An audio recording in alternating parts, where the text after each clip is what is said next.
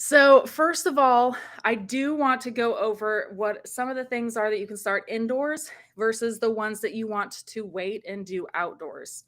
So, I put two of very common ones that people have heard of. So, things like carrots are ones that you do not want to be doing and starting indoors right now.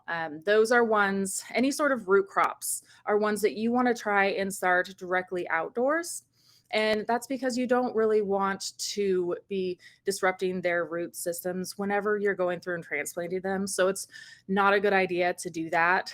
So we always do our root crops and anything like that. We transplant them, or well, we start them directly outdoors.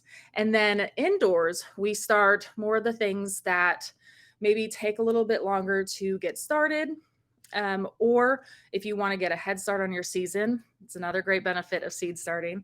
So we start tomatoes and peppers like really early and then grow them for a couple months indoors and until they get to be, a good sized transplant, and then plant them outdoors.